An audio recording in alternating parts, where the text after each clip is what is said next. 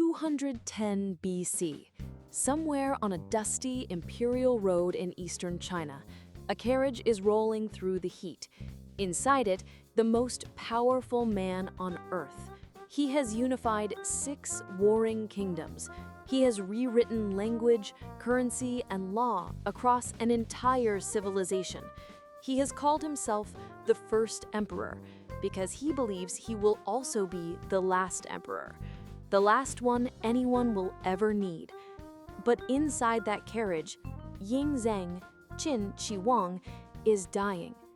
He is rotting from the inside, poisoned by mercury pills his own doctors gave him, pills he swallowed willingly because he believed they would make him immortal.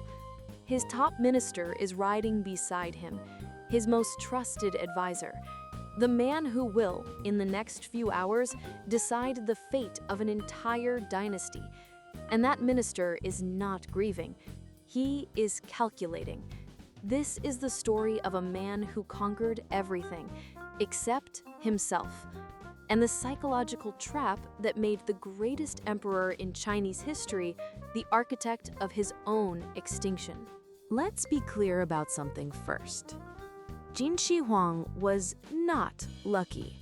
He was not born into a stable throne. At 13 years old, he inherited the state of Qin, one of 7 brutal kingdoms constantly at each other's throats. His own father had died young. His mother was scandalous, politically toxic. His court was full of men who believed a boy king was a weakness to exploit. Most 13-year-olds in that position do not survive. He did more than survive. He watched. He waited. He studied power the way a surgeon studies anatomy, looking for where it bleeds. By the time he was 22, he had seized direct control of his kingdom. By 38, he had done something no one in Chinese history had ever done. He conquered all 6 rival kingdoms and unified China under a single throne. That is not an accident.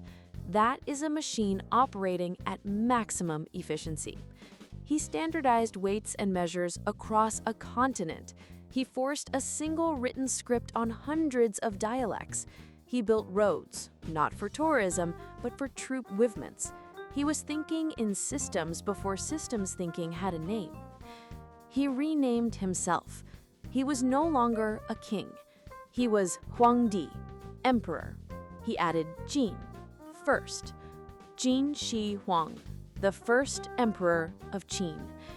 And here is where it gets dangerous, because men who achieve the impossible often make a catastrophic error in judgment afterward. They start to believe the impossible is simply their baseline. Qin Shi Huang was afraid of death, profoundly, obsessively, pathologically afraid. This is the crack in the armor, and it was there from the beginning. The historians call it his quest for immortality. That is too gentle a word. This was a compulsion, a terror so deep it reshaped the entire resource allocation of the most powerful empire on Earth. He sent thousands of people, scholars, sailors, children, on expeditions to find the elixir of life. One envoy, named Xu Fu, took a fleet of ships and reportedly hundreds of young men and women into the Eastern Sea, searching for mythical islands where immortal beings lived. Xu Fu never came back. Whether he failed, defected, or simply got lost, no one knows. What we do know is that the emperor waited, and when the waiting became unbearable, he turned to his court alchemists. They gave him mercury. They told him it contained the secret to eternal life. They were, of course, wrong. Mercury is a neurotoxin. In small doses over time, it causes tremors, paranoia, erratic behavior, and cognitive deterioration. In large doses, it kills. But here is the question that the historians rush past. Why did an emperor known for ruthless logical thinking a man who had outwitted 6 kingdoms, swallow poison because someone told him it was medicine. What does that tell us about what fear does to intelligence? We will come back to that.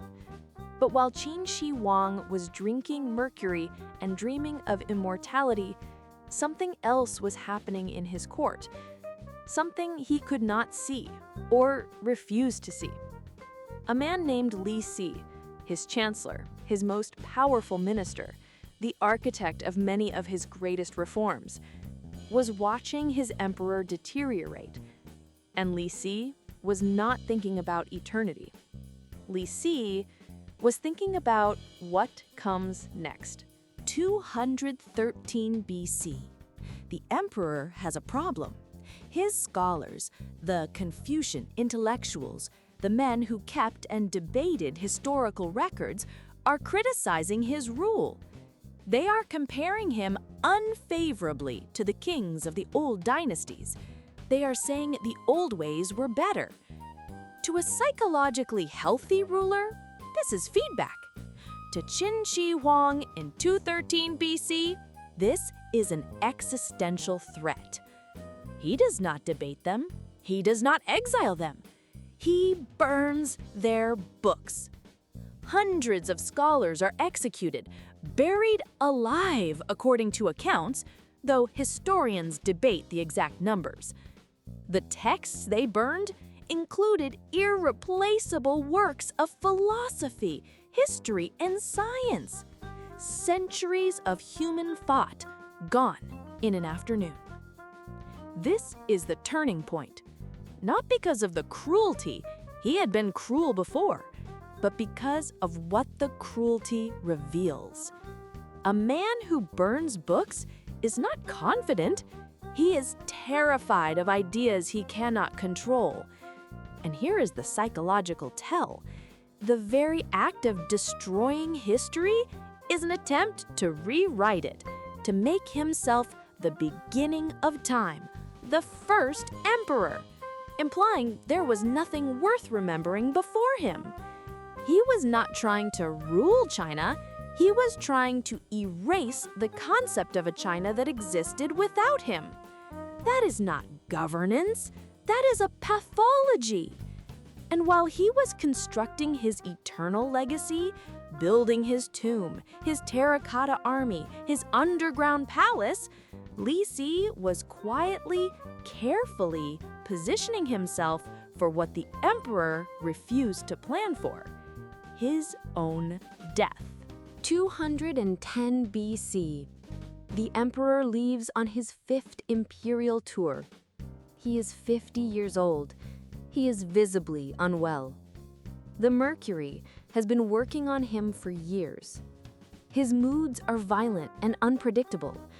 His logic is fragmenting. He has become obsessed with omens and signs, consulting astrologers before every decision. The man who built an empire on rational, systemic power is now ruling by superstition. He collapses somewhere in the province of Shandong. He is dying. Everyone in the imperial entourage knows it. Everyone except, apparently, the emperor. Because Qin Shi Huang, the man who had spent 30 years and the wealth of an empire searching for immortality, had never written a succession plan. He had never named an heir, never formalized who would rule after him. Because to do so would be to admit he was going to die, and that admission was psychologically impossible for him. Li Si and the emperor's favorite eunuch, Zhao Gao, move immediately. They intercept the emperor's final decree, a letter naming his eldest son, Fu Su, as successor, and they destroy it. They forge a new decree. They name Hu Hai, the youngest and most pliable son, as heir. Then they forge a second letter, ordering Fu Su, the rightful heir, to commit suicide. Fu Su, loyal and obedient to the end, obeys. Qin Shi Huang's body is transported back to the capital. To prevent panic, Li Si orders the carriage sealed. The body begins to decay in the summer heat. Courtiers load wagons of salted fish alongside the imperial carriage to mask the smell of a rotting emperor. The first emperor of China, the man who wanted to live forever, is smuggled home like contraband. Hu Hai takes the throne. He is a child emperor, controlled entirely by Zhao Gao. Li Si is eventually accused of treason by his own ally, arrested and executed, tortured and killed by the very system of legalist law he helped design. The Qin dynasty, which Qin Shi Huang declared would last 10,000 generations, collapses 4 years after his death. 4 years. So, what actually killed Qin Shi Huang? The official answer is mercury poisoning. That is the cause of death, but that is not the diagnosis. The diagnosis is this: Qin Shi Huang suffered from a catastrophic collision between supreme competence and mortal terror. He was, by any measure, a genius of statecraft. He solved problems that had broken every ruler before him. He thought in centuries. He built infrastructure that lasted millennia. But every genius has a domain blind spot, and his was death itself. Psychologists call this mortality salience, the awareness of one's own death and the unconscious ways it shapes behavior. Terror management theory, developed by researchers Greenberg, Solomon, and Brzezinski, argues that the awareness of death drives human beings to one of two responses. Either you build meaning systems, legacy, religion, ideology, that symbolically transcend death, or you pursue literal immortality. You try to actually not die. Qin Shi Huang chose both, and they destroyed each other. His symbolic immortality project was the Terracotta Army, the Great Wall, the unified empire. Extraordinary, genuinely extraordinary. But his literal immortality project, the Mercury, the alchemists, the frantic search for elixirs, poisoned the very brain he needed to protect the first project. The Mercury made him paranoid. The paranoia burned the books. Burning the books alienated his scholars. Alienating his scholars left him intellectually isolated. Isolation made the sycophants, the Li Sis, the Zhao Gaos, the only voices he could hear. And those voices told him exactly what a dying, paranoid emperor wanted to hear, right up until they didn't need him anymore. He never named a successor, because naming a successor meant accepting he would die.